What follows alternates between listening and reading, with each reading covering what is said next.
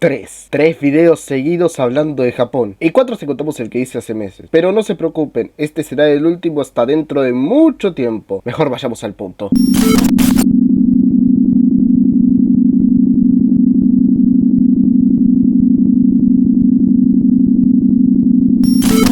Ya hablé de la modernización de Japón, así que lo mejor sería retroceder al contexto en donde se originó dicha modernización, ya que la misma fue causada porque el propio Japón tuvo una época nacionalsocialista. Y sí, tal cual como sus amigos en Europa, estos tenían sus propios campos de concentración, para tener retenidos a todos los prisioneros de guerra y civiles que se encuentren, incluso si los civiles son niños. Y ante eso, con los niños ahí pueden pasar dos cosas. Lo primero es sumarse a esa larga lista de enormes números de víctimas o sobrevivir después de un largo y tortuoso camino hasta ser sobrevivientes para poder contar sus historias. Y de ahí sale esta historia donde nos narran la experiencia de James Graham Ballard, un sobreviviente de la Segunda Guerra Mundial que dedicó su vida a ser novelista y en 1984 sacó una novela contando esa experiencia y de cómo tuvo que madurar rápido para poder salir adelante. Esta historia inicialmente fue agarrada por Harold Becker y David Lean, hasta que llegó Steven Spielberg para hacer esta película como uno de sus varios intentos de triunfar en los Oscar. Lo intentó con El color púrpura, pero ahora lo va a intentar con esta historia. Y aunque tuvo un buen recibimiento a nivel de reseñas, lamentablemente pasó sin pena ni gloria en taquilla, causando que sea olvidada también por temas comparativos, ya que salió en los 80, la época dorada de Steven Spielberg. Aún así, por más que la intención de Spielberg claramente haya sido buscar reconocimiento en los Oscar tras ya conseguir reconocimiento en taquilla, también Steven tenía otra intención a la hora de hacer esta película, y no solo hablo de abrirse camino en serio en el cine bélico de ignorando la basura que hizo con 1941, sino también hablar de la muerte de la inocencia debido a la llegada del colonialismo y el fortalecimiento de la resiliencia. ¿Cuál fue el resultado? Eso es lo que veremos ahora, así que prepárense porque hoy hablaremos de El Imperio del Sol.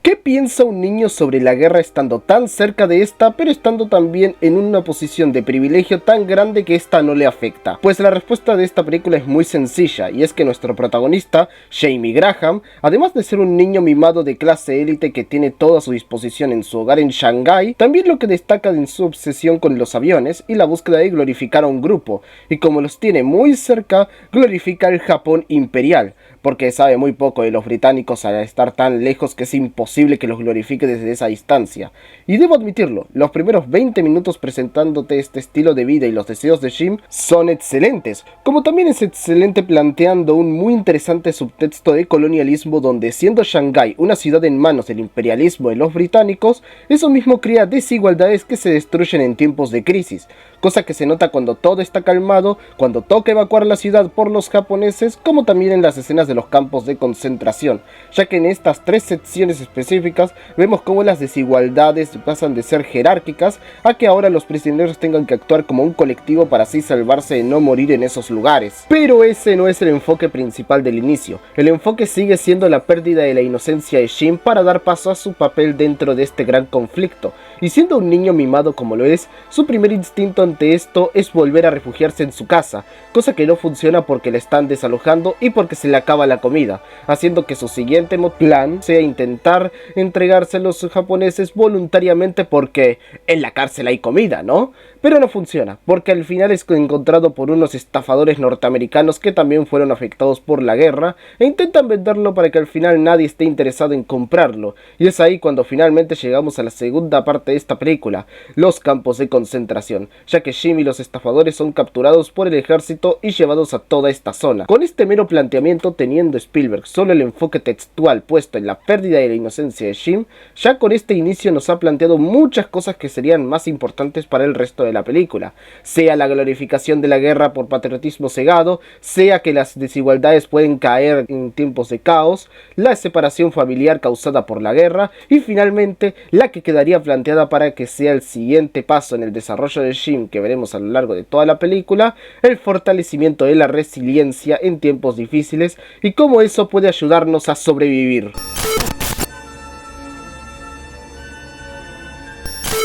Al estar todos encerrados en el campo de internamiento de su show, lo único que pueden hacer es trabajar para el Imperio, acompañar a los médicos prisioneros y conversar entre ellos. De los personajes individualmente quisiera hablar después, pero quizás lo que más uno puede sorprenderse con las escenas de Jim con estos prisioneros es el hecho de que Jim sea interpretado por Christian Bale cuando este solo tenía 13 años y actúa muy bien. Diría que es de las mejores actuaciones infantiles que he visto en una película bélica en todo el cine. Su forma de hablar, sus interacciones, cómo se le llega a romper la voz y cómo puede llegar a demostrar tanto la emoción de Jim en varias escenas como también el dolor interno que posee al estar sobreviviendo en esta guerra por 3 años seguidos. Qué bueno que la carrera de este niño se siguió desarrollando con más grandes papeles que genuinamente merece. Pero también lo que podemos destacar de todas estas escenas es que se nota que Spielberg sí pegó una mejora enorme con respecto a 1941 a la hora de representar los bandos, ya que la forma en la que este tema es abordado, donde se evita polarizar la guerra como buenos y malos,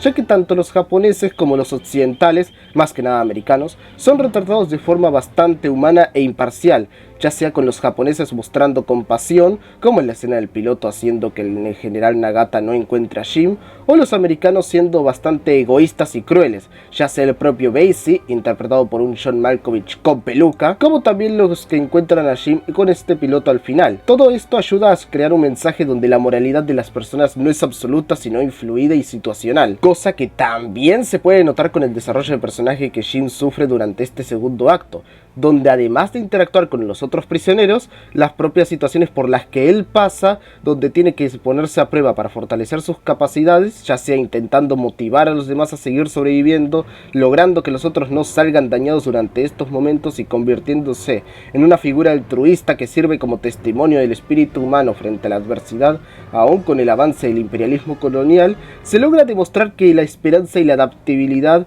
nos permite superar circunstancias extremas, volviéndonos espíritus resilientes que son capaces de superar cualquier cosa, incluso si estamos rotos por dentro. Esto se nota claramente en la escena del bombardeo diurno por parte de los occidentales, ya que Jim intenta disfrutar el momento como la glorificación bélica que tenía al inicio de la película, pero cuando el doctor le pone los pies en la tierra, rompe en llanto porque al darse cuenta en qué tipo de situación estaba, recordó lo mucho que ha pasado desde que se separó de sus padres, y rompe en llanto frente a él, ya que ni siquiera es capaz de recordarlos. Por eso dicha emoción que sentía antes le servía como escapismo de esta horrible realidad, cosa que pudo haber sido un momento más grande, pero...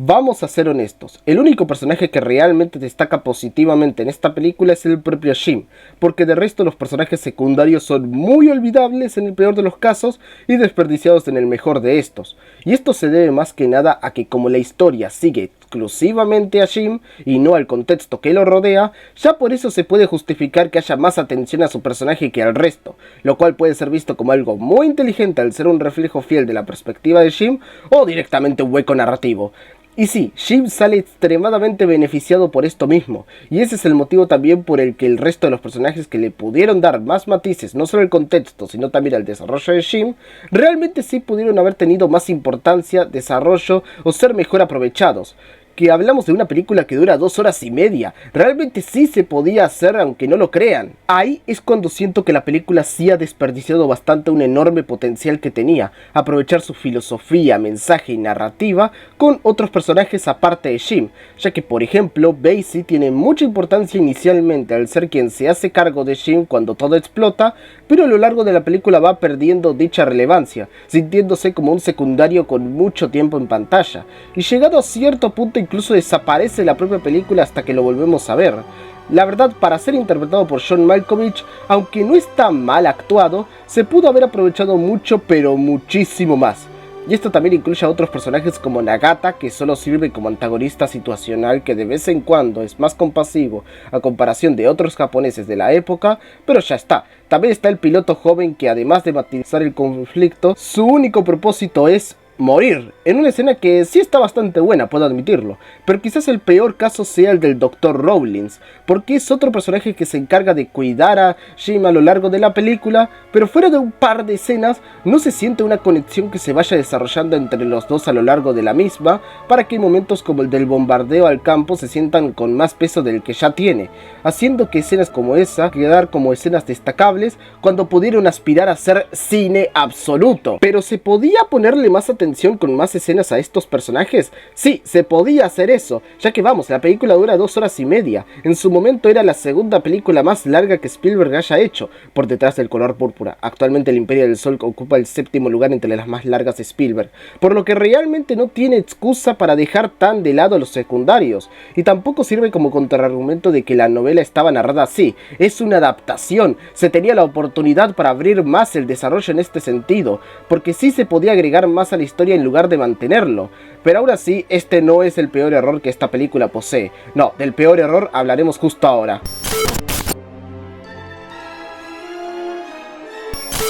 Lo de los personajes secundarios es un hueco, pero no debería bajar demasiado a la película. Aún así, ese hueco es causado por un error más grande que sí puede bajarle bastante al impacto que esta película posee. Y no sé si decir si este error es porque Spielberg aún necesitaba adentrarse más en el género bélico, o si precisamente el género bélico no es el fuerte del guionista Tom Stoppard. Pero es que a nivel de mostrar la crudeza de la guerra y cómo Jim debería romperse por esta realidad, se siente como si la película fuese bastante light sobre ese tema. Y es que aún con los temas y filosofía que trata, que sí son bastante oscuros, es como si Spielberg los suavizara, más que nada en las escenas más trágicas o violentas, para que así la película sea más accesible a un público general. Ante esto solo diré que El Color Púrpura, la cual se estrenó 2 años antes, tratando el tema del racismo, uno que debería ser más suave que los temas bélicos tratados aquí, Spielberg era mucho más crudo y arriesgado tratando esa problemática que tratando los momentos más duros de la guerra. Y mira, aunque no hubiesen desarrollado más a los secundarios, haber subido el tono con escenas crudas con esos personajes pudo haber ayudado, pero solo se queda en que la película se limita en ser una buena representación de los errores bélicos. También esto es causado porque la dirección de Spielberg oscila demasiado entre el optimismo de Jim con las atrocidades que rodean el entorno de esta película, cosa que puede ser un punto positivo para algunos porque marca el contraste, o negativo para otros porque vuelve más tenues las escenas más emocionales. Y miren, aunque la película sí plantea muy bien el optimismo en el primer acto y la desesperación en el tercer acto, creo que el mayor problema con eso viene en el segundo acto, porque creo que se hubiese mejorado muchísimo si la película mostraba cómo ese optimismo se iba diluyendo a lo largo de la duración. Pero es que hay momentos ya cercanos al tercer acto donde seguimos viendo al Jim siendo optimista, pero incluso después de las escenas de los bombardeos occidentales en el campo, lo cual sí es una disonancia de tono total. Por lo que en lo que me concierne a mí, sí, la película termina perdiendo cierto factor emocional y de impacto debido a que estos problemas de tono, que como dije, indirectamente esto también afecta a los personajes secundarios, porque como la película no decide ir a fondo con la desesperación por el entorno, no podemos conocer los puntos de vista o el aporte que los secundarios pueden hacer para toda esta situación. Sin embargo,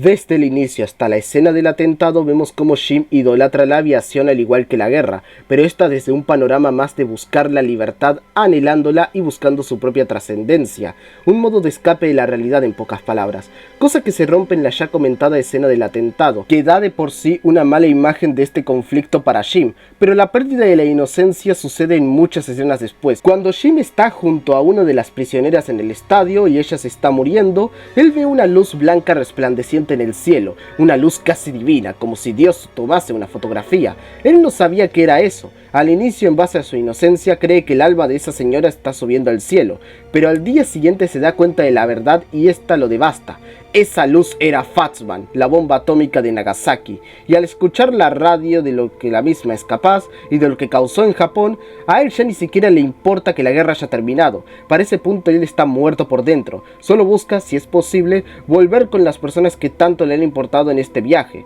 Pero otra cosa que también puedo destacar y que no he destacado nunca en esta película es la cinematografía de Allen Daviau, quien ya había trabajado con Spielberg en E.T. y El color púrpura. Y su trabajo aquí crea varios planos súper memorables y el mejor sí es el de la bomba atómica lejana. Aún así, esta escena no es lo único que se puede destacar de toda esta secuencia. Lo que sucede después también es interesante, ya que Jim vuelve al campo de concentración y se encuentra con el joven piloto que lo ayudó, y como ya a este punto está desmotivado, él le ofrece un mango para que ambos tengan un momento tranquilo. El problema es que Basie llega con otros occidentales y mientras creen que el piloto iba a atacar a Jim, uno de los compañeros de Basie mata al piloto, lo que hace enojar a Jim hasta que Basie lo calma, y aquí sucede algo que es interesante verlo en retrospectiva. Jim intenta reanimar al piloto con técnicas médicas que aprendió por el doctor, pero mientras intenta reanimar al piloto, vemos como en un momento la escena cambia y es como si Jim intente reanimar a su yo del inicio de la película, para que luego Basie lo interrumpa diciendo que él no puede hacer nada. Aquí el simbolismo es claro, Jim intentó simbólicamente reanimar a su espíritu y optimismo, pero se da cuenta de que al final no puede, su espíritu ha sido destruido por este conflicto y lo único que puede hacer es avanzar, lo cual sí puede, ya que con todo lo que ha sobrevivido, con la cantidad de gente que ha visto, y ahora con la posibilidad de volver a ver a sus padres sanos y salvos para así recuperar su vida, es cuando ahí Jim adopta de forma filosófica la perspectiva del amor Bati. Acepta y supera tu propio destino. Todo esto culmina cuando Jim es llevado por soldados occidentales a un orfanato con otros niños desaparecidos de la guerra, que están siendo buscados por sus padres. Él los busca pero no los reconoce hasta que los tiene enfrente, y su reacción de sorpresa, viendo que ellos estaban completamente formados y limpios mientras él está casi destruido, es un claro mensaje para Jim donde se ve que la readaptación a la sociedad no será sencilla para él, pero él será capaz de readaptarse después de todo lo que ha pasado por estos 3 años. No sé ustedes, pero con este aguante y resiliencia, este chico es capaz de superar cualquier adversidad.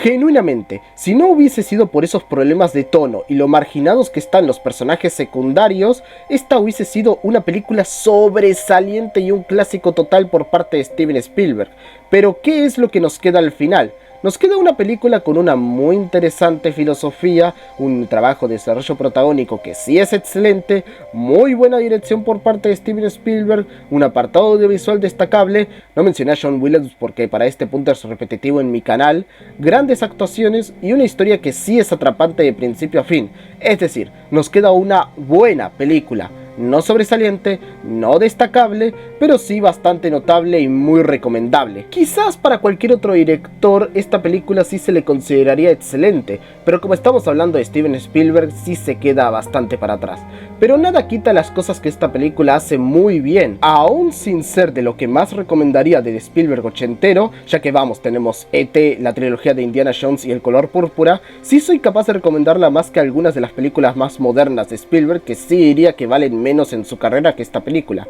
Además, aún con su fracaso en taquilla y que no logró el reconocimiento en premios que Spielberg buscaba, al menos sirvió como una digna redención para Spielberg tras el cochinero que fue en 1941, y también fue el entrenamiento que él necesitaba para que 6 años después de esta película, él hiciese su indiscutible obra maestra con La lista de Schindler. Así que en lo que nos concierne, El Imperio del Sol, aunque se pueda considerar una obra menor para Spielberg, tiene mucho más valor de lo que yo pude haber dicho en todo este análisis. Aún así, la última palabra la tienen ustedes si algo de lo que les dije les interesó para ver esta película. Espero que sí. Así que bueno, eso es todo por el video de hoy, gente. Si les gustó, denle like, suscríbanse al canal, que la mayoría de la gente que me ve no está suscrita. Y también síganme en mis otras redes sociales para estar al tanto de otras opiniones mías, como también de actualizaciones de este canal y los directos que hago con Casp. Se me cuidan y sin nada más que agregar, Tucán fuera. ¡Buen viaje!